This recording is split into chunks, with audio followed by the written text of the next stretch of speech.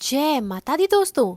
क्यों आखिर कहा जाता है देवी देवताओं की पूजा करने पर गरीब आदमी गरीब ही रहता है, पर यक्ष यक्षिणियों की साधना करने पर गरीब आदमी शीघ्र ही अमीर हो जाता है।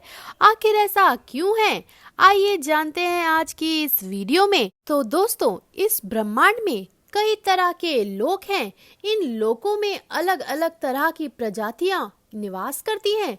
कुछ लोग पृथ्वी से नजदीक हैं, कुछ दूर हैं। यक्ष, किन्नर, गंधर्व, पिशाच, प्रेत, अप्सरा इत्यादि शक्तियां देवताओं से निम्न शक्ति वाली हैं। ये पृथ्वी लोक से नजदीक रहती हैं। मान्यता है कि नजदीकी लोक में स्थित शक्तियों को प्रसन्न करना आसान होता है, क्योंकि इन तक हमारी मानसिक तरंगें बहुत ही जल्दी पहुंच जाती हैं। यक्ष एक ऐसी प्रजाति है जो कि रहस्यमयी और मायावी है। 64 प्रकार के यक्षों की प्रजाति पाई जाती हैं। इनमें से एक है कुबेर, जो कि देवताओं के कोषाध्यक्ष हैं और अकूत धन संपदाओं के स्वामी भी हैं। इसी तरह यक्षिणियों भगवान शिव और माता पार्वती की सेवा में लगी रहती हैं। ये चुड़ैल और पिशाचों से अलग हैं और साधक द्वारा सिद्ध की जाती हैं। इन्हें सिद्ध करने वालों को मद्य, मांस, मत्स्य को नैवेद्य और प्रसाद के रूप में लेना पड़ सकता है।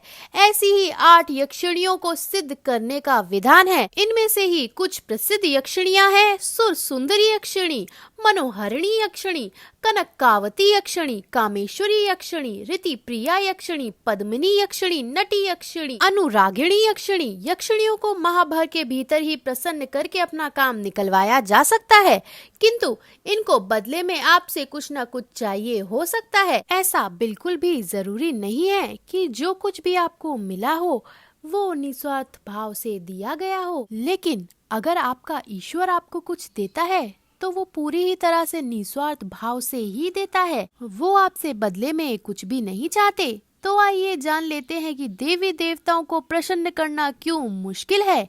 देवी देवता उच्च कोटि की ताकतवर शक्तियां हैं। प्रत्यक्ष या अप्रत्यक्ष रूप से संसार को चलाने की जिम्मेदारी इन्हीं पर है।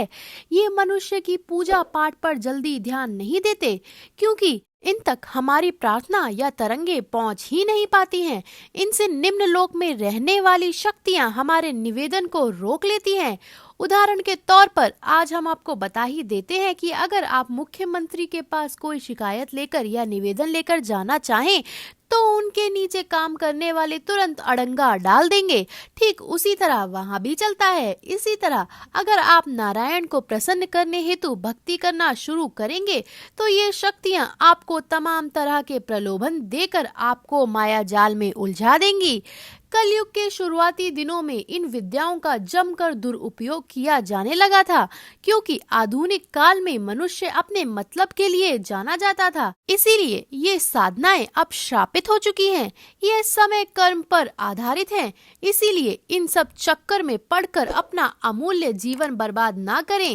वैसे भी जो जिसकी पूजा करता है वह मरने के बाद उसी के पास चला जाता है। तो दोस्तों, अगर आपको आज का वीडियो पसंद आया है तो वीडियो को लाइक एंड शेयर करना ना भूलें और ऐसे ही हिंदू धर्म से जुड़े तथ्य और उनके कारण जानने के लिए हमारे चैनल को सब्सक्राइब कर लें, ताकि आने वाले सभी वीडियोस आप तक पहुंचते रहें।